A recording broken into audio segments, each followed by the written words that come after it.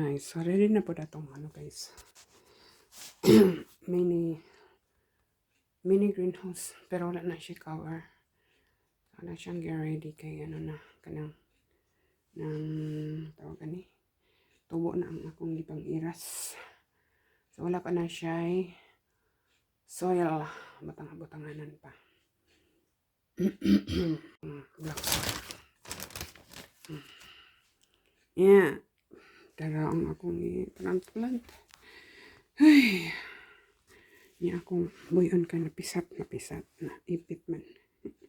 So nag-start na ko tara. Doon na ka ano. So sticker akong gigamit kay mga masuksok sa akong ano. Kapoy magsakas taas taas akong kuan gloves. So dara ang kamatis. Din kani siya zucchini. Ina ako dari ko ang squash from the Philippines. Pero ano na siya kani kamatis. Then kani atsal og talong.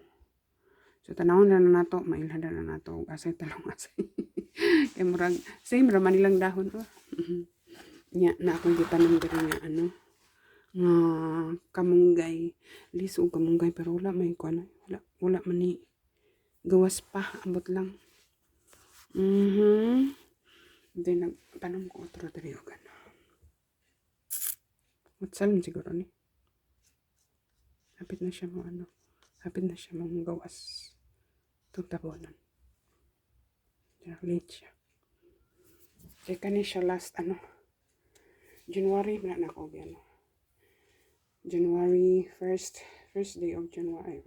First day end of December. End of December. So kuha na siya kanang sa kabulan o kaping. Dugay man gud siya maano tubo. Bala na. Ano siya. So magpadayon. Ubay-ubay nis daghan ba. Kaya ubay-ubay man po na itong nairas. Kamatis ni tanan.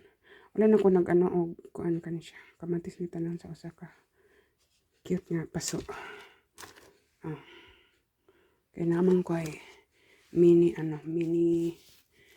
greenhouse. Kani siya kaning yellow na siya tabon. O kaning red.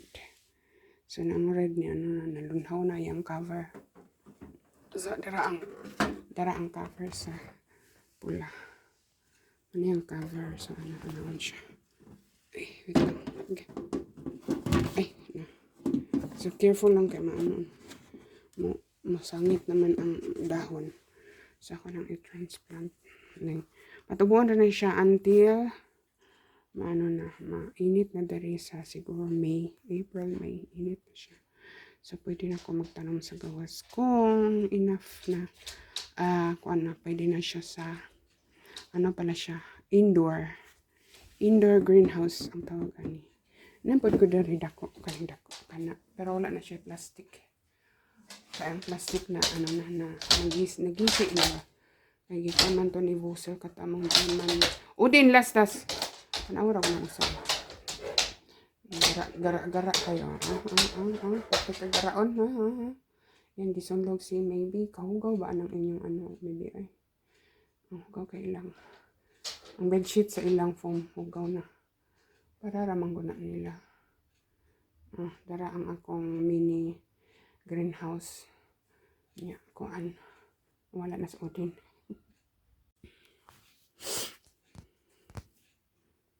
Ay. Guys, marami na ang daghan akong nahuman.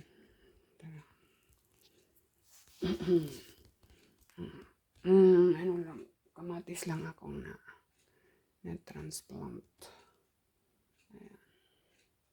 Lahat kamatis yun. Na-transplant. Tapos umakyat sa live ni Team Labilia ni Labella. Ayan. Tapos hindi pa ako tapos. Kaya may pa. May yung atsal hindi ko pa na transplant. Tapos ipatong ko na siyang ipatong dari.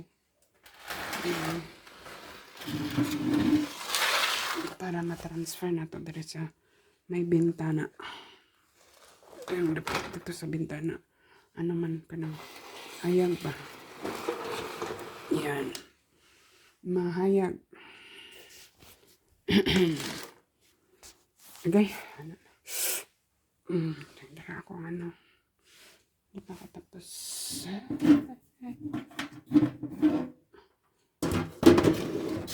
Sana. Taklob. Taklob sa akong mini greenhouse.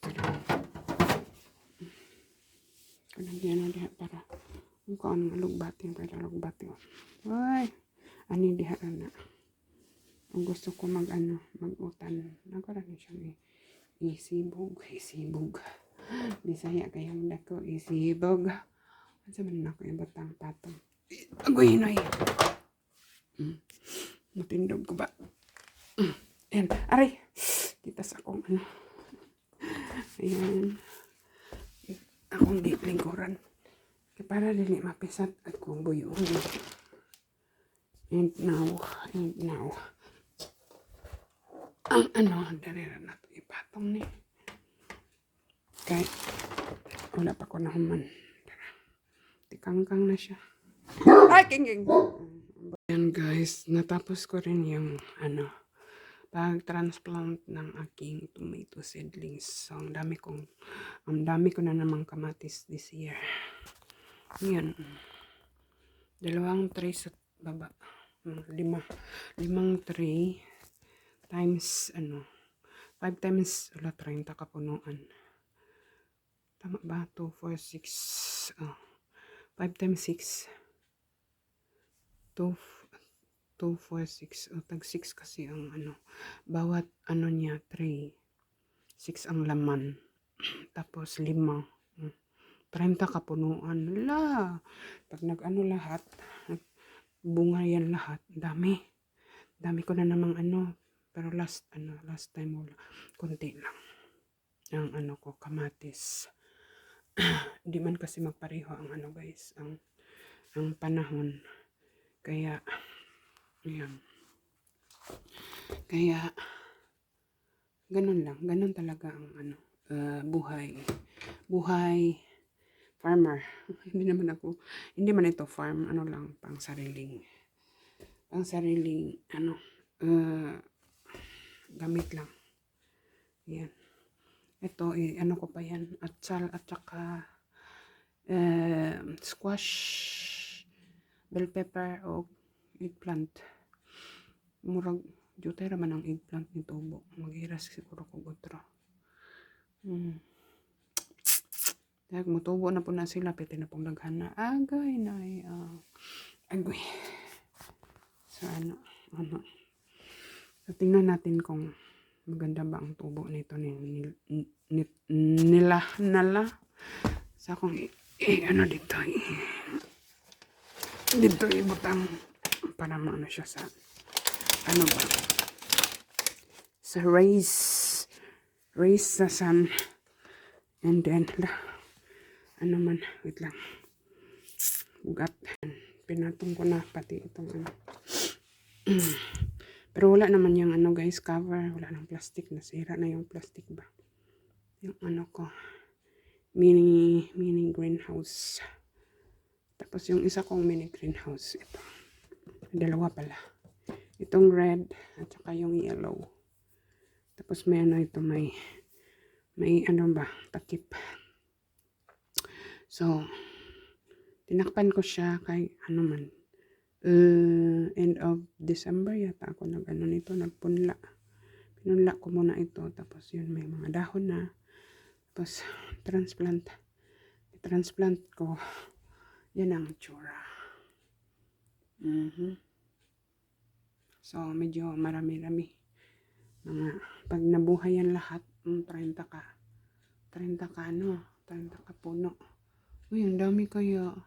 Pag yan nagbunga ng marami din, hala, pwede na ako magbenta. Hindi, pero sariling lang yan.